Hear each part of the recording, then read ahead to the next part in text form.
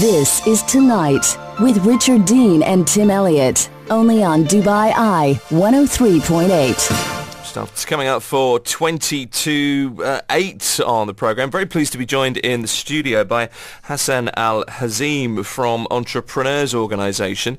Hassan is the chairman of the UAE chapter at the moment. Hassan, nice to see you. Nice to see you too. Good to have you back in the studio. And he's joined this evening by Nouhra, who is a civil engineer, by, I guess, training, an original profession. But you're also, I can't go through the whole list because it would take about 4 days. But let's start with the top of your bio. You're the co-CEO, shareholder and board member. And it's basically the Solico group of companies, isn't it? You have a number of different interests here and regionally. But let's start. I need to ask you very quickly, and I didn't give you very much warning on this, but the theme of the program tonight, guys, has been the book that's I guess shaped you or changed your life, if a book's affected you in that way as much as that. Let's start with you, Hassan. The book that's affected you, changed you, pleased you more. In terms of business, it's Jack Welch, Straight from the Gut. It's basically his autobiography and how he turned around GE. And one of the sentences that's stuck in my mind, actually, it's you have to bring the right people on the bus and take the wrong people off the bus. That's one of the things that actually always stuck in my mind. Which is, of course, critical, I suppose. Exactly, in business. People. And how he made an effort to know everyone, know people by name in GE. And basically, his success story is really incredible. And it's a really, a very, very impressive story.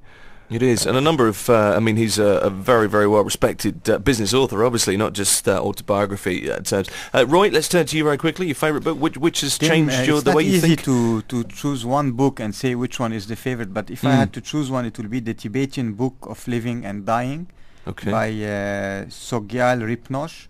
So that's less of a business book, it's more of a spiritual book, but that affected my life on a business, personal, family, as well as emotional and spiritual way. Is it a way of kind of living your life? Does it set things out? It's a way of enjoying, of learning how to enjoy your life, how to be happy in your life, and how to accept failures and accept weaknesses that you will have on a health point or mental or spiritual point of view, and even all the way up to accepting the dying part, because every one of us will be going through that too. That's the only certainty, isn't it? That and tax, of course, in some jurisdictions, I suppose. Let's the idea of inviting you guys in from Entrepreneurs Organisation is really to look at some of the successes you've had, I guess, but also to look at some of the failures you had and try to share some experiences that you've been through in your business life. That's really the underlying thing. But Roy, you are a co-CEO, shareholder, board member of the Solico group of companies. You have, you cover as a group of companies the Middle East, Europe, Africa, Asia, pretty much everywhere. From reading your bio. But just outline very briefly to set the scene of what Solico do. Basically, Solico, it's a group of company that has manufacturing, trading, and contracting activities in the Middle Eastern area, as well as the US and Europe. So one of the interesting part of the manufacturing is we do boat building, rigid inflatable boat building for the leisure, commercial, as well as military fields. And we do wakeboards for the water ski industry. And we are the world leader in that particular field, doing 95% of the world wakeboards out of the UAE. So manufacturing, trading, contracting, investments and philanthropy covers pretty much every possible discipline. Water sports, wakeboards, boating. You're exhibiting at the boat show with ACES Boats. You said you've been down there tonight braving the traffic. Was that something you got into as a passion, as something that you really wanted to do? Is that the reason? Exactly, Tim. So basically our group of company has been settled since 1966 in the UAE. My father started it. And when my brother and I joined the business 18 years ago, our passion was boating and water skiing. And we said, we're into manufacturing of composite material. These are composite material. Why don't we get into it? So we got into what our passion is. And I guess this is part of why we succeeded in that particular field. It's an interesting story. Tell me a little bit about your background. You are a civil engineer by education, George Washington University, Masters in Engineering Management, again from George Washington University, but you're also at Harvard Business School, weren't you? Yes, indeed. So basically I did my civil engineering there, started, and so that I gained a lot from the mathematical and engineering approach to life and problem solving issues. And then I decided to do my master in engineering management, which is the business part of engineering, because I did not want to be a civil engineer. And when I came here, I did my work as a manager, so it was more of a business position. And then a couple years after my working experience, I went back to Harvard to do an executive program there, which is for owners or president of corporations such as ours.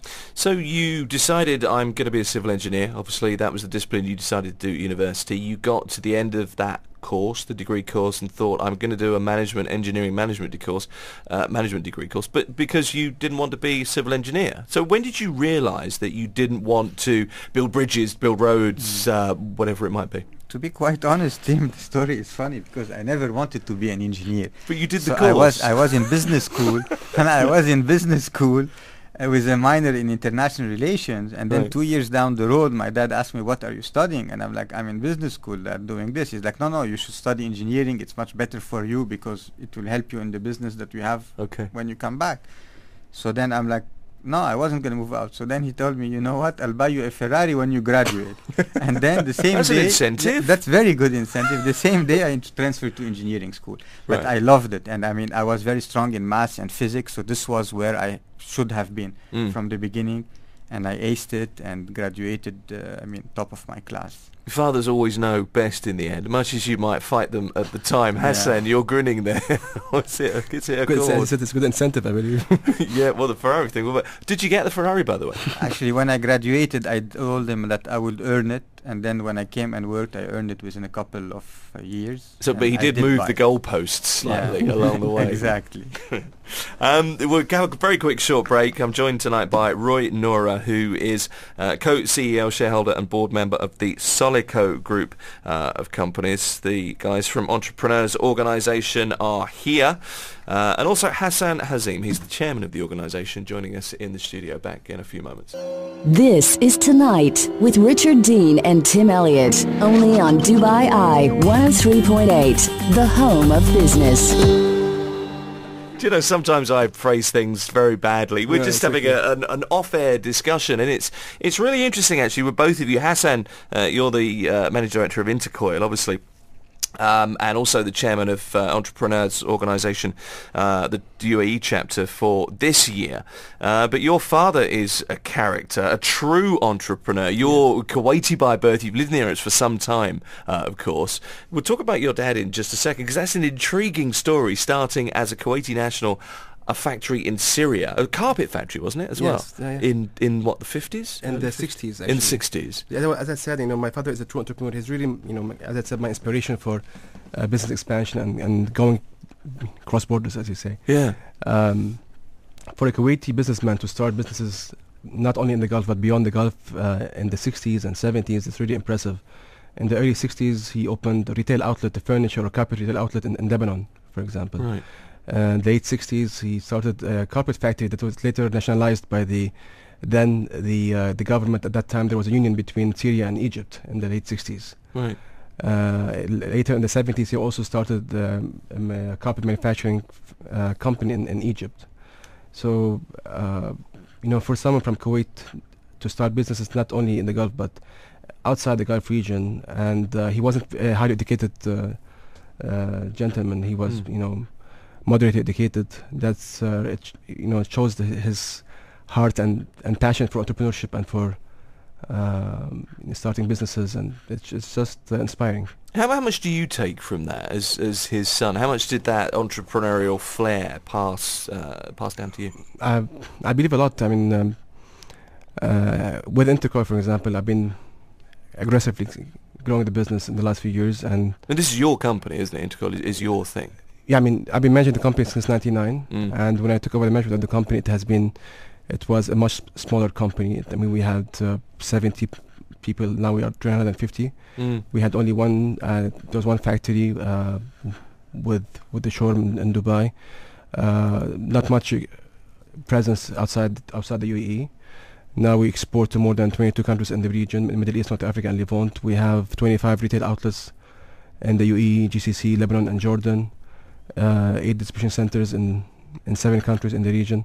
So his story gave me gave me the courage basically and the inspiration to be bold and to expand beyond the UAE and beyond the Gulf region. So there is like father, like son. And Roy, your story is just as interesting in many ways. Your father has been here since 1966, since before the Federation. We were still trading with the Indian rupee here in the Emirates when your father came to Dubai.